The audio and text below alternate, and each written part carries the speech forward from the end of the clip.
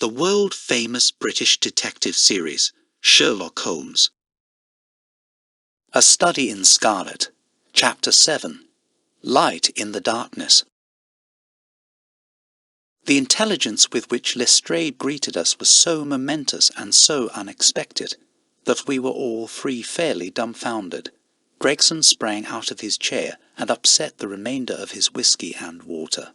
I stared in silence at Sherlock Holmes, whose lips were compressed and his brows drawn down over his eyes. "Stangerson too," he muttered. "The plot thickens."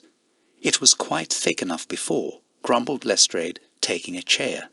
I seemed to have dropped into a sort of council of war. Are you sure of this piece of intelligence?" stammered Gregson. "I have just come from his room," said Lestrade. "I was the first to discover what had occurred." "We have been hearing Gregson's view of the matter," Holmes observed. "Would you mind letting us know what you have seen and done?" "I have no objection," Lestrade answered, seating himself. "I freely confess that I was of the opinion that Stangerson was concerned in the death of Drebber. This fresh development has shown me that I was completely mistaken. Full of the one idea, I set myself to find out what had become of the secretary. They had been seen together at Euston Station about 8:30 on the evening of the 3rd. At 2 in the morning, Drebber had been found in the Brixton Road. The question which confronted me was to find out how Stangerson had been employed between 8:30 and the time of the crime, and what had become of him afterwards.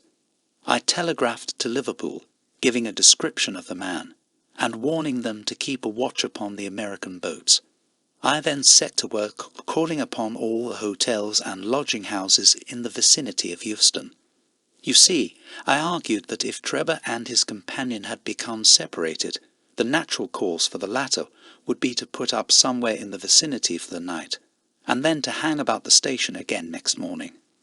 "They would be likely to agree on some meeting place beforehand," remarked Holmes. So it proved. I spent the whole of yesterday evening in making enquiries entirely without avail.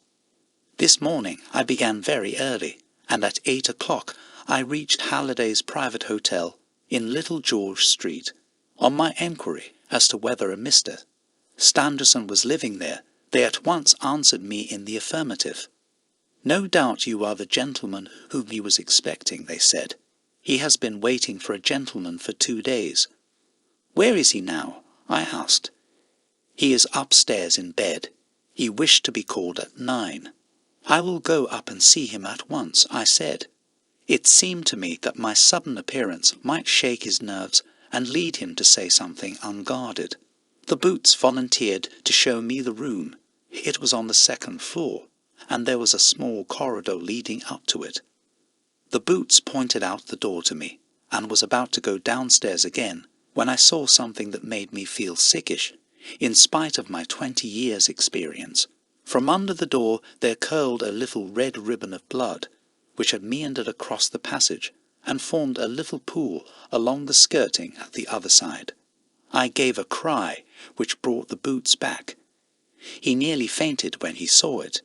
The door was locked on the inside, but we put our shoulders to it, and knocked it in. The window of the room was open, and beside the window, all huddled up, lay the body of a man in his nightdress. He was quite dead, and had been for some time, for his limbs were rigid and cold. When we turned him over, the Boots recognized him at once as being the same gentleman who had engaged the room under the name of Joseph Stangerson. The cause of death was a deep stab in the left side, which must have penetrated the heart. And now comes the strangest part of the affair. What do you suppose was above the murdered man?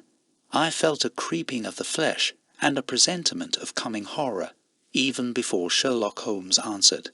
"The word RACHE, written in letters of blood," he said. "That was it," said Lestrade, in an awe-struck voice, and we were all silent for a while.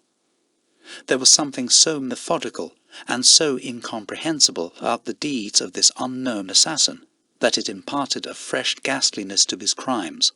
My nerves, which were steady enough on the field of battle, tingled as I thought of it.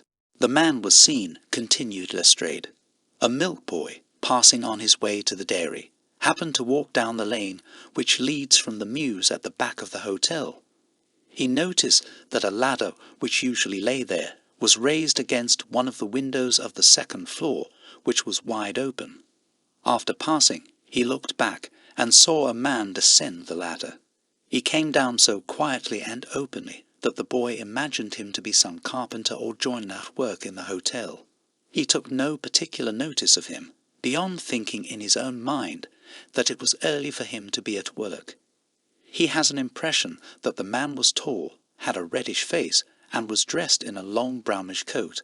He must have stayed in the room some little time after the murder, for we found blood-stained water in the basin where he had washed his hands, and marks on the sheets where he had deliberately wiped his knife. I glanced at Holmes on hearing the description of the murderer, which tallied so exactly with his own. There was, however, no trace of exultation or satisfaction upon his face. "Did you find nothing in the room which could furnish a clue to the murderer?" he asked. "Nothing. Stangerson had Drebber's purse in his pocket, but it seems that this was usual, as he did all the paying. There was £80 in it, but nothing had been taken. Whatever the motives of these extraordinary crimes, robbery is certainly not one of them. There were no papers or memoranda in the murdered man's pocket, except a single telegram, dated from Cleveland about a month ago, and containing the words, 'J.H. is in Europe.' There was no name appended to this message." "And there was nothing else?" Holmes asked.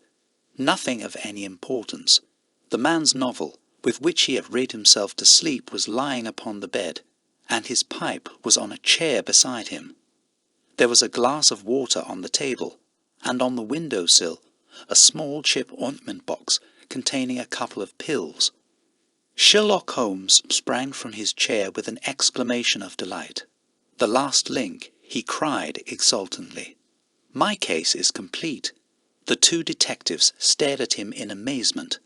"I have now in my hands," my companion said, confidently, "all the threads which have formed such a tangle. There are, of course, details to be filled in, but I am as certain of all the main facts, from the time that Drebber parted from Stangerson at the station, up to the discovery of the body of the latter, as if I had seen them with my own eyes. I will give you a proof of my knowledge. Could you lay your hand upon those pills?" "I have them," said Lestrade, producing a small white box. "I took them, and the purse and the telegram, intending to have them put in a place of safety at the police station.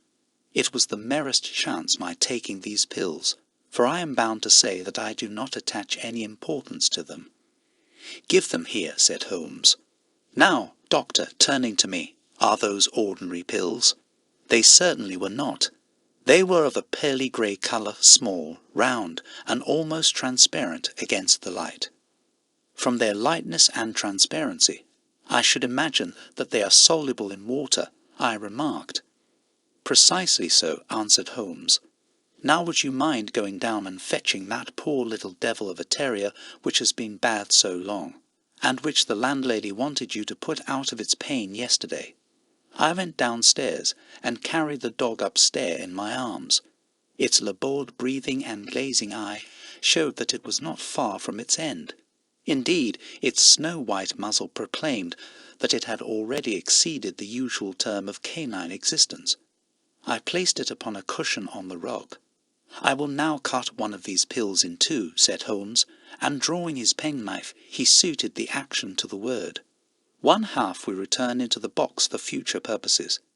The other half I will place in this wine glass, in which is a teaspoonful of water. You perceive that our friend the doctor is right, and that it readily dissolves." "This may be very interesting," said Lestrade, in the injured tone of one who suspects that he is being laughed at. "I cannot see, however, what it has to do with the death of Mr. Joseph Stangerson. Patience, my friend, patience. You will find in time that it has everything to do with it. I shall now add a little milk to make the mixture palatable, and on presenting it to the dog we find that he laps it up readily enough." As he spoke, He turned the contents of the wine-glass into a saucer and placed it in front of the terrier, who speedily licked it dry. Sherlock Holmes' earnest demeanour had so far convinced us that we all sat in silence, watching the animal intently, and expecting some startling effect. None such appeared, however. The dog continued to lie stretched upon the cushion, breathing in a laboured way, but apparently neither the better nor the worse for its draught. Holmes had taken out his watch, and as minute followed minute without result, an expression of the utmost chagrin and disappointment appeared upon his features. He gnawed his lip, drummed his fingers upon the table, and showed every other symptom of acute impatience. So great was his emotion that I felt sincerely sorry for him, while the two detectives smiled derisively, by no means displeased at this check which he had met. "It can't be a coincidence," he cried, at last springing from his chair and pacing wildly up and down the room. "It is impossible that it should be a mere coincidence. The very pills which I suspected in the case of Drebber are actually found after the death of Stangerson, and yet they are inert. What can it mean? Surely my whole chain of reasoning cannot have been false. It is impossible. And yet this wretched dog is none the worse. Ah, I have it! I have it!" With a perfect shriek of delight, he rushed to the box, cut the other pill in two, dissolved it, added milk, and presented it to the terrier. The unfortunate creature's tongue seemed hardly to have been moistened in it before it gave a convulsive shiver in every limb, and lay as rigid and lifeless as if it had been struck by lightning. Sherlock Holmes drew a long breath, and wiped the perspiration from his forehead. "I should have more faith," he said. "I ought to know by this time that when a fact appears to be opposed to a long train of deductions, it invariably proves to be capable of bearing some other interpretation. Of the two pills in that box, one was of the most deadly poison, and the other was entirely harmless. I thought to have known that before ever I saw the box at all." This last statement appeared to me to be so startling that I could hardly believe that he was in his sober senses. There was the dead dog, however, to prove that his conjecture had been correct.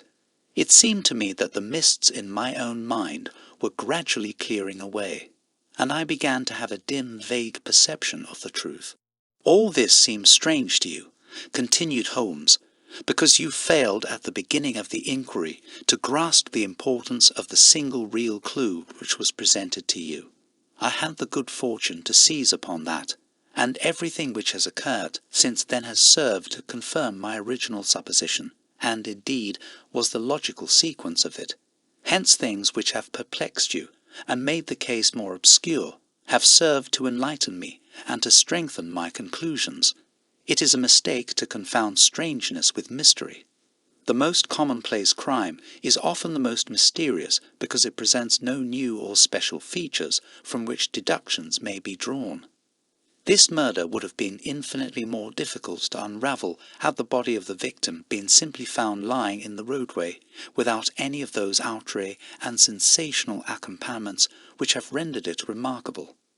These strange details, far from making the case more difficult, have really had the effect of making it less so. Mr. Gregson, who had listened to this address with considerable impatience, could contain himself no longer. "Look here, Mr. Sherlock Holmes," he said, "we are all ready to acknowledge that you are a smart man, and that you have your own methods of working. We want something more than mere theory and preaching now, though. It is a case of taking the man. I have made my case out, and it seems I was wrong. Young Charpentier could not have been engaged in this second affair. Lestrade went after his man, Stangerson, and it appears that he was wrong too. You have thrown out hints here, and hints there, and seem to know more than we do, but the time has come when we feel that we have a right to ask you straight how much you do know of the business. Can you name the man who did it?" "I cannot help feeling Gregson is right, sir," remarked Lestrade. "We have both tried, and we have both failed. You have remarked more than once since I have been in the room that you had all the evidence which you require. Surely you will not withhold it any longer. Any delay in arresting the assassin, I observed, might give him time to perpetrate some fresh atrocity. Thus, pressed by us all, Holmes showed signs of irresolution. He continued to walk up and down the room with his head sunk on his chest and his brows drawn down, as was his habit when lost in thought. "There will be no more murders," he said at last, stopping abruptly and facing us. "You can put that consideration out of the question. You have asked me if I know the name of the assassin. I do. The mere knowing of his name is a small thing, however, compared with the power of laying our hands upon him. This I expect very shortly to do. I have good hopes of managing it through my own arrangements, but it is a thing which needs delicate handling, for we have a shrewd and desperate man to deal with, who is supported, as I have had occasion to prove, by another who is as clever as himself. As long as this man has no idea that anyone can have a clue, there is some chance of securing him. But if he had the slightest suspicion, he would change his name and vanish in an instant among the 4 million inhabitants of this great city. Without meaning to hurt either of your feelings, I am bound to say that I consider these men to be more than a match for the official force, and that is why I have not asked your assistance. If I fail, I shall, of course, incur all the blame due to this omission, but that I am prepared for. At present, I am ready to promise that the instant that I can communicate with you without endangering my own combinations, I shall do so." Gregson and Lestrade seemed to be far from satisfied by this assurance, or by the depreciating allusion to the detective police.